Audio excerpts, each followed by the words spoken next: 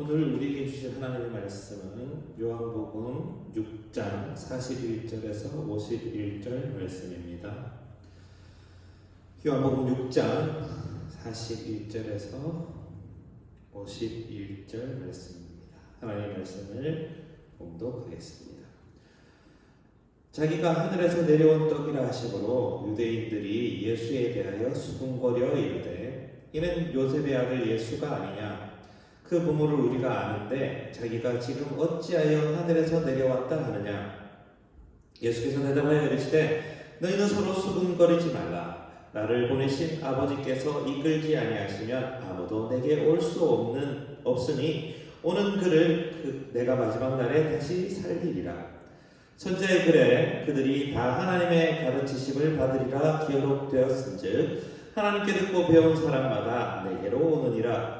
이는 아버지를 본 자가 있다는 것이 아니니라. 오직 하나님에게서 온 자만 아버지를 보았느니라. 진실로 진실로 너희에게 이르노니 믿는 자는 영생을 가졌나니 내가 곧 생명의 떡이니라.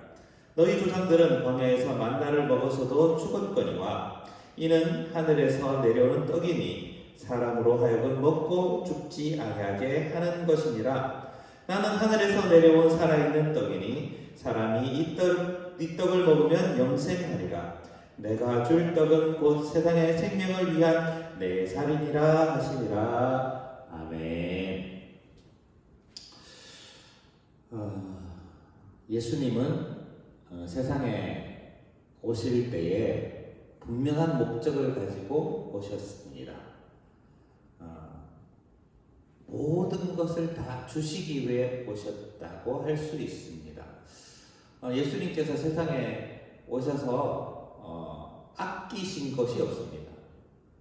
세상에 수많은 백성들을 바라봤을 때에 너무 부족한 것들이 많고 안타까운 일들이 많았는데 그 모든 일의 근본을 해결해 주시려 오셨습니다. 그러니까 예수님이 오시는 그 목적 가운데에 우리의 삶에 필요한 가장 중요한 것들이 예수님을 통해 해결이 된다라고 보시면 되죠.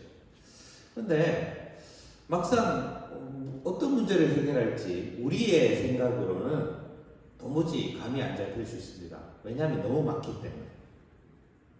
이것도 해결해 주시고 저것도 해결해 주시고 다 해결해 주셨으면 좋겠는데 근데 예수님은 그 핵심을 알고 계시는 거죠.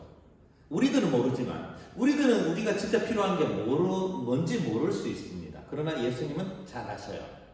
왜냐하면 예수님은 창조주시기 때문에 하나님이시기 때문에 능력이 있으시기 때문에 우리를 너무도 잘 알고 계시기 때문에 우리의 부족한 지점을 아십니다. 부족한 것들이 너무 많게 생각해서 우리는 정말 도무지 헷갈릴 때가 있지만 예수님은 잘 아신다는 얘기죠. 그 핵심이 뭐냐? 오늘 본문에 말씀하신 것처럼 생명이 필요하다는 것을 아셨기 때문입니다. 우리들은 다 살고 있는 것처럼 보입니다. 생명이 있는 것처럼. 근데 알고 보면 우리의 생명은 굉장히 유한하죠. 언제 죽을지 모릅니다. 이를테면 우리가 살아있는 것이지만 죽어가는 것이잖아요. 우리의 생명의 그 길이는 너무 짧습니다. 우리가 이 세상에 머물 수 있는 기간, 우리의 실존으로 머물 수 있는 기간이 너무 짧죠. 어떤 사람은 정말 며칠 안 되는 삶을 살 수도 있고 신생아들이 죽는 경우에 길다 하더라도 뭐 100여 년 정도 살 수 있는 게 우리의 삶의 끝입니다. 근데 인류의 역사, 우주 만물의 역사를 바라보면 그게 너무 미미하지 않습니까? 살짝 스쳐가는 정도의 시간, 그 찰나를 우리가 살고 있다고 보시면 됩니다. 그 찰나를 살고 있는데 그것을 살았다고 볼 수 있을까라는 거죠. 너무도 짧은 순간에 살고 있는 것이 생명이다라고 주장하기에는 우리는 너무도 안타까운 존재들입니다. 근데 예수님은 그것을 잘 아시죠. 그래서 우리에게 생명이라는 것을 주시는데 찰나의 생명이 아니라 영생의 생명, 영원히 우리에게 머무르는 생명을 주시기 위해 세상에 오셨습니다. 그것이 예수님이 세상에 오신 가장 큰 목적입니다. 예수님 우리에게 영생을 주려 오셨습니다. 요한복음에 내가 너희로 이 책을 쓰게 함은 너희로 영생하게 하려 함이니라 라고 분명히 이 목적을 말씀하시고 있습니다. 이 요한복음을 읽었는데 요한복음의 기록 목적이기도 합니다. 영생. 우리에게 영생을 주시려고 세상에 오셨습니다. 그러면 그 영생은 무엇인가? 그러면 영생은 또 어떤 식으로 우리에게 주어지는가를 알 필요가 있죠. 영원히 살 수 있다는 것. 예수님이 영생을 주시기 위해 하신 일은 바로 영생의 떡, 생명의 떡으로 본인을 우리에게 주시는 겁니다. 어떻게 보면 예수님이 떡덩어리가 된 거죠. 빵 덩어리가 돼서 예수님이 세상에 오신 겁니다. 그리고 우리는 그 빵을 먹습니다. 그리고 그 빵을 먹음으로 우리는 생명을 얻고 영생을 얻는 것입니다. 아담과 하와가 생명나무를 먹고 영생할 수 있었듯이 우리도 예수님을 먹음으로써, 예수님의 살과 피를 먹음으로써 영생을 선물로 받을 수 있다는 것입니다. 너무도 간단하죠. 그런데 이 예수님께서 살과 피를 내어주시는 게요, 갑자기 생뚱맞게 우리에게 주어지신 게 아닙니다. 하나님께서 세상을 창조하셨을 때에 그 우주 만물, 특히 이제 이 아담에게 모든 것을 선물로 주시잖아요. 생육하고 번성하고 땅에 충만하고 땅을 다스리고 정복하라 라고 하시면서 아담에게 다 주십니다. 그 에덴 동산이 아담에게 주어졌다는 얘기는 아담이 그것을 섭취하고 먹음으로 영생을 얻을 수 있다라는 뜻이 되는 것이죠. 그러니까 창조의 그 의미는 영생의 의미하고 같이 붙어 있다는 얘기입니다. 아담은 그 피조물들로 인해서 하나님이 베풀어 주신 우주 만물로 인해서 영생을 얻을 수 있었는데 이 범죄함으로 인해서 그 영생의 자격이 박탈됩니다. 그러니까 죽게 된 것이죠. 하나님께서 말씀하셨던 정령 죽게 되리라가 실제로 이루어진 겁니다. 왜냐하면 아담에게는 죽음이 없었는데 죄를 범함으로 죽음이 그에게 왔기 때문에 정령 죽게 된 것입니다. 영생이 그 속에 없게 된 것이죠. 영생의 자격이 박탈되는 것입니다. 그러니까 자연적으로 주어졌던 것이 없어지기 때문에 죽음을 맞이할 수밖에 없던 것이죠. 근데 예수님은 우리에게 죽음이라는 것들을 이기신 겁니다. 예수님의 부활의 사건으로. 그리고 자기의 몸을 우리에게 주심으로 생명을 주시고 영생을 주셨습니다. 그래서 우리가 예수님의 살과 피를 먹음으로 우리는 영생을 선물로 받게 되는 것이죠. 사실 이 말은 굉장히 어려운 말이었습니다. 이 설교를 들었던 그 이스라엘 백성들 그리고 무리들은 도대체 무슨 말인지 못 알아들었어요. 사실 여러분들도 이 말이 어려울 수 있습니다. 네, 간단히 설명하고자 하면 예수님은 태어나실 때부터 생명의 떡으로 오셨습니다.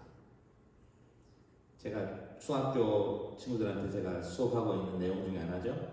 예수님이 그 구유에 가셨잖아요. 그 구유라 하면 밥통입니다. 우리로 치면 밥그릇이에요. 밥그릇에 예수님이 오셨다는 얘기는 그 밥이 되셨다는 얘기입니다. 빵이 되시고 떡이 되셨다는 얘기입니다. 우리들은 그 떡을 먹기만 하면 되는 겁니다. 예수님의 출현도 어떻게 보면 생명의 떡으로 오셨다는 것입니다. 예수님의 탄생조차. 그래서 우리는 예수님의 탄생을 이해하고 그리고 예수님이 십자가에 죽으시기 전에 성찬을 하셨잖아요. 마지막 최후의 만찬 때 떡을 떼주시는 그 일들로 인해서 확실하게 한 번 더 알려주시게 된 거죠. 그리고 또 오늘 본문에 나와 있는 오병이어 사건을 통해서도 예수님은 알려주셨습니다. 나는 생명의 떡이야. 나를 먹으면 너희들은 영생을 얻어. 광야에서 그 옛날 출애굽 당시에 광야에서 이스라엘 백성들이 만나를 먹었지만 그 만나로는 한계가 있었다는 얘기입니다. 매일 만나가 떨어졌거든요. 그래서 그 만나를 먹으면서 생명을 유지할 수는 있었지만 영생이 그들에게 있지는 않았습니다. 그런데 예수님께서 우리에게 주시는 떡은 영생을 얻을 수 있는 떡이라는 얘기입니다. 그래서 우리는 그 떡을 먹고 영생할 수 있게 된 것입니다. 자, 그런데 여기서 알아야 될 것은요, 예수님과 우리의 관계가, 우리가 예수님의 살과 피를 먹음으로써 우리가 영생을 얻게 되지만 이걸로 끝나는 게 아닙니다. 여기서 더 나가야 될 것은 우리는 예수님을 먹음으로써, 예수님의 떡, 그 살과 피를 먹음으로써 예수님의 몸이 된다는 게 더 중요한 사실입니다. 예수님의 몸이 되는 것, 그리고 예수님의 머리 대신 예수님의 뜻을 따른다는 게 훨씬 더 중요한 것입니다. 그냥 먹으면서 영생 얻었어, 기뻐, 여기서 끝나는 게 아니에요. 우리는 예수님의 살과 피를 먹음으로 예수님의 몸이 되고, 그리고 예수님이 지시하는 대로 살아가게 된다는 게 중요한 겁니다. 근데 우리는 예수님의 살과 피를 먹고 몸에 참여했는데 예수님이 지시한 대로 안 따라가고 안 살게 되면 이게 예수님의 살과 피가 무슨 의미가 있냐는 것이죠. 자, 다른 말로 하면 우리가 예수님의 살과 피를 먹으면 교회가 된다는 뜻입니다. 교회는 그거거든요. 예수님의 살과 피를 먹는 사람들의 모임이 바로 교회입니다. 지금 여러분 가운데 세례를 받은 분들이 있고 세례를 받지 않은 분들이 있습니다. 근데 올해부터는 우리 대한예수교회 총회의 그 통합총회에서는 유아세례를 받은 그 사람들도 성찬에 참여할 수 있는 걸로 개정을 했습니다. 그래서 성찬에 참여할 수 있는 사람이 많아졌습니다. 혹시 데우스 중에 다른 교단에 있는 분들은 모르겠습니다. 드림교회는 그렇습니다. 드림교회에 있는 교단은 그렇고 꽤 많이 확대될 거라고 여겨져요. 유아세례를 받아도 성찬에 참여하는 것이 참 좋은 의견이라는 생각이 듭니다. 어쨌든 성찬에 참여한다는 게 그만큼 기쁘고 좋은 일이라는 얘기죠. 그리고 교회의 구성원이 된다는 얘기입니다. 우리는 교회가 되어야 됩니다. 한 몸이 되어야 됩니다. 지금은 여러분들이 다 떨어져 있어서 지금 같이 예배 드리지 못하지만 예수 그리스도의 살과 피를 먹는 공동체로서 우리는 한 몸이 될 수 있다는 거예요. 그리고 여러분, 한 몸이라는 건 어떻죠? 기쁨, 슬픔, 그 감정들을 같이 공유할 수 있죠. 특히 이제 아픔 같은 것은 빨리 같이 느끼게 됩니다. 여러분, 그 손이 아프게 되고 배가 아프게 되면 온몸이 같이 힘들게 되잖아요. 교회는 그런 것입니다. 우리 데우스 공동체가 그랬으면 좋겠어요.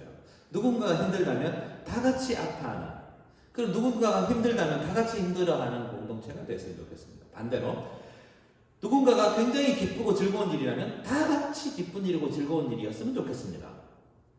자, 이게 교회가 해야 될 일이고 교회의 원래 성질입니다. 예수님은 그런 교회를 원하시는 것이죠. 예수님이 살과 피를 우리에게 주신 것은 영생을 주기 위함도 있지만 덧붙여서 우리가 다 한 몸이 되기를 원하시는 겁니다.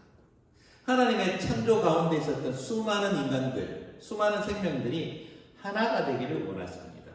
자, 인간뿐만 아니라 자연 우주 만물도 하나가 되기를 원하십니다. 로마서 1장에 보면 이 우주 만물, 예수 그리스도의 그 십자가 사건, 부활의 사건은요, 자연 환경, 모든 우주 만물의 화해를 의미하기도 한다고 말씀하고 계시거든요. 그러니까 지금 이제 코로나로 인해서 많은 사람들이 갈등하고 불화하게 됐잖아요. 근데 그 원인이 뭘까를 가만히 따져보면 우리가 자연과 불화했기 때문에 생긴 일이라는 겁니다. 우리가 생태계에 수많은 문제들을 일으키기도 했죠, 인간들이. 예를 들면 그 야생동물을 함부로 포획하고 그 잡아서 먹기도 하고 그걸 시장에 팔기도 하고 그런 일 때문에 사실 사스 같은 경우에는 그게 확실하게 증명이 됐잖아요. 사스도 이 야생동물을 함부로 취급하는 바람에 번지게 된 질병입니다. 여러분 영화 컨테이전이라는 영화에 그런 내용들이 잘 나옵니다. 컨테이전이라는 영화가 그 영화에 그 내용들은 그 질병이 감기 같은 바이러스가 퍼지는 과정을 설명해 주는데 그 핵심이 뭐냐면 박쥐가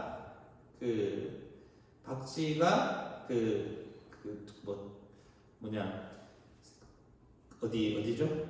돼지우리에 들어가서 박쥐가 그 돼지를 이렇게 물게 되는 장면이 나옵니다. 이게 감염이 된 박쥐가. 근데 그 돼지를 요리했던 요리사의 손이 다른 사람들과 악수하면서 퍼져나가게 되고 그것이 진짜 나중에는 팬데믹 상태로 퍼지게 되는 것들을 보여주고 있어요. 그러니까 엄청난 그 팬데믹, 엄청난 창궐의 상황이 퍼지게 되는데 그 원인이 뭐냐? 인간이 이 동물들을 함부로 대함으로써 생기는 일이라는 얘기입니다. 자연 생태계를 함부로 다뤘기 때문에 생긴 일이죠. 우리가 우리만 그 인간만 잘 살면 된다라는 생각으로 이 세상을 바라보면 안 된다는 얘기죠. 내가 하는 행동이 엄청나게 많은 생태계에 진짜 나쁜 영향을 미치면 되돌아보면서 하지 말아야 되겠다라는 각성이 필요한 때가 온 겁니다. 예수님의 살과 피를 먹고 그리고 누리고 영생을 누린다는 사람, 누리게 된 사람들은 이 모든 우주 만물의 이치에 대해서도 같이 공감하고 아파해야 된다는 것입니다. 특히 교회 구성원들은 더 그래야 됩니다. 창조주 하나님, 그 창조주 하나님께서 만들어주신 창조 질서를 우리가 깨고 있다면 안 되죠. 살과 피를 내주신 그 예수님의 은혜를 입은 사람들이 하나님의 창조 질서를 어긋나게 어기고 더 엉터리 같은 일을 하게 된다? 이건 말도 안 되는 일입니다. 영생을 받았으면 그 영생에 합당한 열매를 맺어야죠. 여러분들이 교회의 구성원 그리고 예수님의 몸된 교회의 한 사람이 되기를 원하십니까? 그렇다면 하나님의 창조 질서를 지켜나가는 사람이 되길 바랍니다. 자연을 지키시고 환경도 보호하시고 그리고 여러분들이 평소에 하는 행동들 가운데 이게 내가 창조 질서에 위반되는 행동을 하는가? 분리수거라든지 그리고 쓰레기를 버린다든지 그리고 환경오염을 하지 않는 그런 마음을 가질 필요가 있습니다. 그리고 하다못해 여러분들 주위에 있는 동물들과도 그리고 자연환경들과도 여러분들이 화해하시고 잘 지내시기 바랍니다. 이게 창조 질서를 회복하는 길이고 예수님의 살과 피를 먹는 그리고 예수님의 은혜를 입은 사람들이 마땅히 해야 할 바가 아닌가. 여러분 마음속으로 생각하시고 예수님의 그 몸에 잘 참여하시고 그 의미를 되새기는 여러분 되시기를 바랍니다. 기도합시다. 하나님 아버지 감사드립니다. 오늘도 말씀으로 은혜를 받았습니다. 살과 피를 주심으로 생명의 떡으로 우리에게 영생을 허락하셨던 그 주님을 생각하면서 예수님의 살과 피를 먹고 예수님을 머리로 두는 그 교회 공동체로 살아간다면 세상의 모든 우주 만물, 그 천지창조의 이치에 대해서 같이 공감하고 아파할 수 있는 능력을 가지게 됨을 믿습니다. 주님, 우리 모두가 이 창조 질서를 가지신 하나님 아버지의 뜻을 잘 따라갈 수 있도록 하여 주시고 제 창조 질서가 어긋나서 수많은 안 좋은 일이 일어날 때 같이 가슴 아파하고 그 창조 질서를 회복하는데 노력하고 애쓰는 우리들 되게 하여 주시옵소서. 예수님 이름으로 기도합니다.